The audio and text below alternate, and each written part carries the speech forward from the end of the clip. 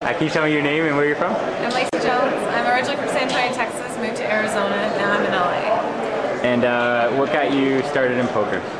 Got me started in poker. I started playing poker as a little kid. Played a lot in high school and also in college. A lot of frat boys just take all their money. And ended up that I played in an ESPN tournament last year. I was hired as a model to be in there, and I did really well. And I got approached by Absolute Poker. They had me start working with Mark Safe and reading a whole bunch of different strategies and plays, and now I'm here. I actually played in the World Series last year, the ladies event. This is my first no limit hold'em event. As many as I'm going to do, I think about 8 plus the main event later. And what's your favorite thing about the game? The favorite thing about the game is just it reminds me about being around my family. I've lost a lot of family members, so it's just that nostalgic feeling that I love, and I really enjoy being around a bunch of people socializing, and it's just a great game. That's cool. And who's maybe the toughest competition that you've come up against while you've been playing? Wow, I think John Fan, we played in a Palms tournament, and you just never knew what he had, and he was very aggressive, and I like to be aggressive too, but when someone else is aggressive with you, you need to try and figure out how you want to change your game. It's always a little bit difficult when you want to do that. So. But I think next time, I think I can put some plays on him. Nice. And who's maybe someone that you've had your way with at the table? Oh, I've been able to put a lot of bluffs on a lot of the boys. I mean, all earlier today for 6 hours, it was pretty easy to execute. And I think that most guys just underestimate how women can play, and they think that when you're racing, you always have a hand, and it's not always the case. And it's nice to always keep them guessing.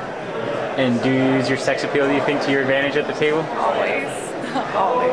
And what's your favorite move to maybe induce a call? Oh, I always use a nice smile. Kind of like look at them, cock my head a little to the side, and kind of make them feel a little bit bad if they do call me and knock me out. So. I'm sure plenty of guys are happy to give you the money, though. I know, usually they like to fold. I make them think that they did the right thing, but usually they didn't, which is good. I like to make plays on them and make them feel really bad. Don't tell anyone that. And what's your favorite thing to do outside of poker? Outside of poker, I just love being around good friends and family and enjoying the moment. I think we all have a life that we all tend to take for granted, and it's so special, and every moment counts, and you have to live in the moment and enjoy every second of it. And if you don't, then you're missing out on the whole world. So. That's great.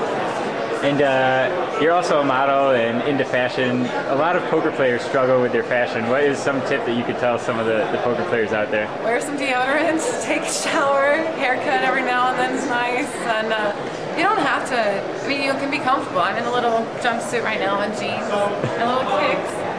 But I think that you just kind of put yourself together and make a better appearance. I mean, people see you and they think that you're unkempt, they think that you're just a reckless player. They're going to stereotype you and they're going to play against you a certain way. If you clean up a little bit, you kind of throw them off, and so they can't actually pinpoint what kind of player you really are. And do you gamble outside of poker at all? I used to play blackjack. I'm really good. I like to count cards, but don't tell anyone because occasionally I might hit the tables every once in a while. But I pretty much sworn it off, especially for the World Series. Swear off drinking as well. Just maintaining focus just on poker. I think when you go outside in the other gambling, lead, craps, blackjack, it just takes away from one your equity. When you're actually winning money in poker, you go out to the casino and you lose it, or you win, but I just think it's not the right play. I think you need to focus on what's really important. And poker, you have more control over the situation. There's more strategy involved, and it's more about you and the cards instead of you go out and you play blackjack. It's kind of a little bit of, this is what happens. So do you think that drinking or partying lifestyle is affecting a lot of poker players out there?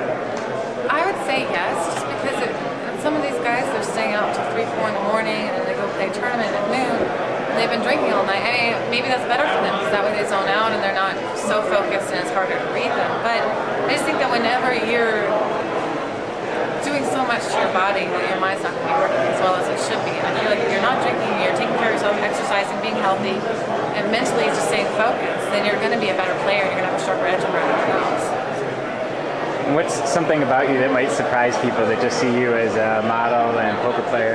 Oh, I'm a nerd. I'm a complete nerd. I love reading books on quantum physics, and I love just reading all the time anyway. In college, I didn't join a sorority. I didn't do any of that. I was a library rat, stayed in most of the time. I want to go to law school, so a lot of people think that I'm just that dumb blonde, maybe a pretty girl that is just a model, but I actually have a brain and I can outthink a lot of things. And who do you think has had the biggest influence or impact on who you are today? My mom, of course. She raised me and my little sister on her own. My dad left when I was about 7, and she was struggling with breast cancer this whole time. And she's just one of the strongest people I know. She never to never give up, just to keep going at what you love and just do what you really need to do. If it doesn't work out, then it doesn't work out. And there's always a plan and a path that we all have to follow. So we just can't give up, though. Great. Well, thanks a lot.